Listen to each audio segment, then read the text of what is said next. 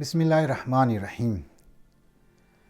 یک مسئله که بسیار در زندگی های فردی و اجتماعی از مو پر اهمیت است و رازداریه. هم رازهای از خود از زنی من گیر کس نگی، هم یک فردی که دیگه مایا گیر تو درد دل مونه راز خطور مگا بینوان ازی که تو مسئله شیر حل کنی، مشکل شیر حل کنی، خدا شاید ای گیر تو یک امانت است که راز زیر گیر یگو کسی سوم تو فاش نکنی، افشا نکنی. ای بسیار مهم است. اموتر که انسان رازی از خود باید گردگانگه، رازهای دیگاره باید حفظ کنه. صفت پروردگار عالم میه که یا ستار العیوب، حتی پروردگار عالم عیوب انسان ها را مخفی بیله، آشکار نمونه.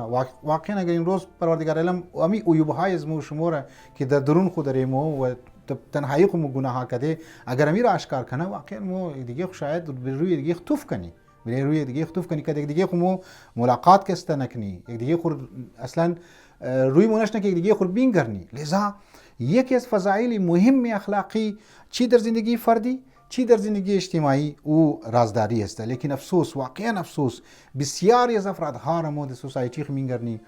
خب یک آدم منش یک ضعف موجود است، منش یک کمزوری موجود است و او مور راز خوره گیر یک فرد دیگه مگه یک مشکل گیرش برش یمدا، یک پریشانی گیرش یمدا، میخواد پریشانی خوره شیر کنه، نفهمیده که ما پریشانی خور گیر خدا باید بگم، ما گیری هر کس و ناکس نباید پریشانی خو یا مشکلات خو بگم، نفهمیده. واقعا در طول زندگی انسان ها در یک استرسی مبتلا میشه که خب مور میگن یک فردی دوستشی بوده، قدیمی دوستشی بوده، راز خور کسته او را گفته، راز خور حفظ نتانسته و درد دل کده، علمو میگنی او بنده خدا در مختلف مواقع ای امانت را که گیرش اشته بینوان یک راز او را ای خیانت کده و گبای زور پیش دیگرها کسته رسنده. لذا از من اسرار خانوادگی خورا، اسرار زندگی شخصی خورا گیری هر کس و ناکس نگی. یک فردی را اگر گو غیت موگیم بسیار بسیار کم او راز خور بگی گیری از او. زن و شوهر ما قبلا هم گفتم که زن و شوهر نباید رازی از خود خورا، رازهای زندگی از خود خورا، جنگ و جدل های از خود خورا گیری افرادهای هر کس و ناکس کسته بگه کسته. ای بد است، ای خوب نیست. ای معنیش است که اگر تو راز خور گفتی دیگه از او بعد تو گو شکایت حقشی نداری، از او بعد توی گو گیله نمیتنی، چون خدا گفته، روایات گفته، مازی بعد مگم درباره رازداری که واقعا تو نباید راز خور گیری دیگه کس بگی که راز مانند خون است که دمانی رگهای انسان در گردش است. اگر خون از منی رگهای انسان برشونه، یعنی دیده که گوکس گولی میلگه یا گوکس خونریزیش زیاد است، او زندگیش در خطر میشه. این میتر رازداری انسان ها میتر، راز انسان ها میتر است، اسرار زندگی انسان ها میتر است.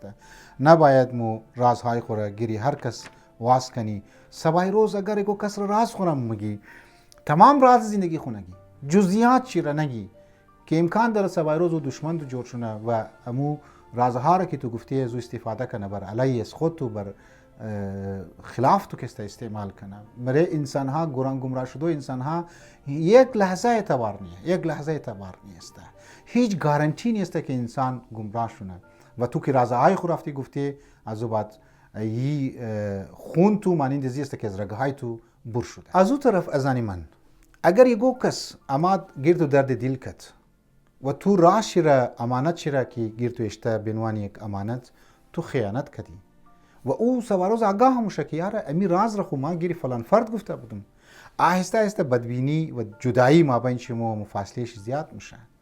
دیگه او اعتماد را که قبلا بری تو داشت دیگه بری تو اعتماد نمونه، چون که تو راز زیرا امانت شیره خیانت کردی منشی، خیانت کردی. بسیار مو باید احتیاط کنی، بسیار باید مواظب باشی. اول خو راز خور نکی، اگر راز خور گفتی کم بگی.